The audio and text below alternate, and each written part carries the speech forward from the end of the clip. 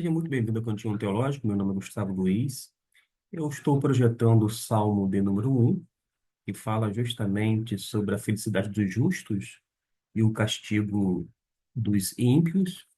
Vamos mostrar algumas questões relacionadas ao hebraico bíblico, fazendo a tradução e dando realmente aquele sentido escriturístico.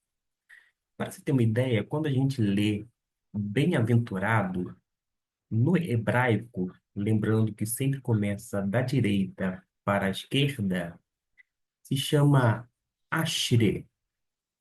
Ashre. Ashre, a ideia é de em marcha, ou seja, o homem, ele não está num estado fixo de felicidade, mas ele é conduzido à felicidade.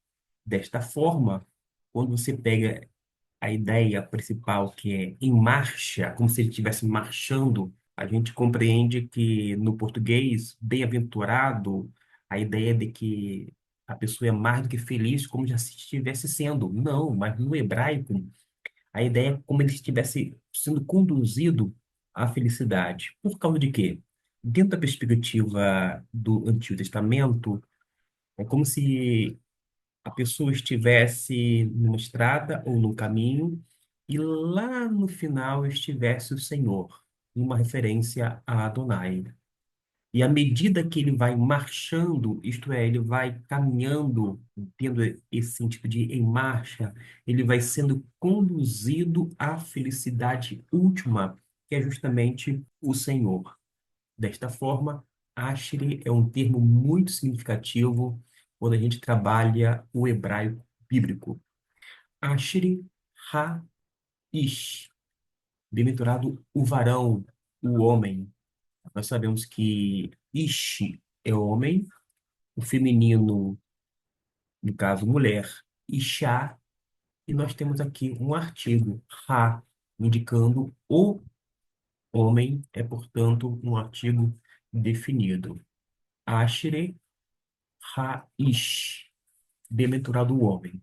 A gente já sabe perfeitamente agora a ideia de Ashre, que é a pessoa que está sendo conduzida à felicidade última, que certamente é o Senhor, isto é, Adonai. Agora, quero fazer menção a uma palavra, por exemplo, que nós temos aqui, e é justamente encontrado no versículo de número 2. Para tanto, eu vou mencionar de forma pausada. Betorat. Betorat. Betorat faz alusão à Torá, porque a Torá é a lei de Deus. A Torá é aquela revelação divina. A Torá dá a ideia básica de instrução, é, portanto, uma manifestação divina, bondosa da parte de Deus para com a humanidade, mas ao mesmo tempo ela tem uma ideia, digamos, secundária, que é segurança, porque ela nos dá direção. Na Torá, isto é, na lei de Deus, nós temos tanto instrução quanto direção segura. Feito esta observação, ainda no versículo de número 2, nós temos uma palavrinha que eu vou deixar destacada, que é justamente traduzida como medita, da onde vem a palavra meditar. A ideia aqui é de que é meditar no sentido de voz alta. Imagine só, bem-aventurado o homem que não anda segundo o conselho dos ímpios, nem se detém no caminho dos pecadores, nem se assenta na roda dos escarnecedores. Antes tem o seu prazer na lei do Senhor e na sua lei medita. É como se ele estivesse pronunciando em voz alta aquilo que ele está assimilando. E aquela ideia também associada à ruminação procede. A pessoa vai falando em voz alta aquilo que está ocupando a sua mente, o seu coração, aquilo onde realmente a sua mente e coração está repousado numa referência à lei de Deus ou à palavra de Deus. Nós podemos fazer agora uma outra observação a partir do último versículo, porque nós vamos encontrar a palavra caminho. Eu vou deixar aqui destacada a palavra caminho. É esta aqui, ó. Derer. Derer, caminho. Você já aprendeu a pronunciar. Derer, caminho. Porque o Senhor conhece o caminho dos justos, mas o caminho dos ímpios perecerá. Vamos começar a falar sobre o caminho dos justos. Quando se refere aos justos, é esta grafia aqui, em hebraico, da onde encontramos na forma plural, todavia, sadik é a forma singular.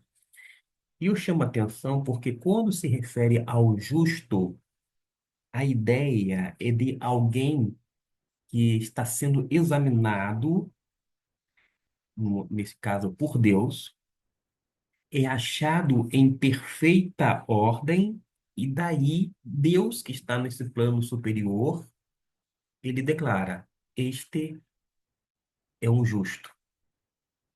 O justo é alguém que já foi examinado, sondado, e foi achado em perfeita ordem. As coisas estão no seu devido lugar. Tem integridade, tem inteireza de coração, tem realmente aquele propósito e aquela predisposição de atentar para a lei do Senhor. Este é um homem justo. Naturalmente que aqui está na forma plural, que menciona justos. Mas quando você vai para a expressão que vai designar justamente os ímpios, a ideia aqui de um homem ímpio é alguém sem escrúpulo, alguém que não tem escrúpulo, alguém cínico. Esta é a ideia. Desta maneira, nós encerramos esta breve apresentação a partir do texto massorético, que é o hebraico, que acaba nos auxiliando bastante na compreensão devida da palavra de Deus. Se você gosta do hebraico, você pode acessar a nossa playlist Hebraico Bíblico e aprender o beabá através do alfabeto hebraico e começar a usufruir de vários e vários vídeos alusivos sempre à palavra de Deus dentro da perspectiva do Antigo Testamento.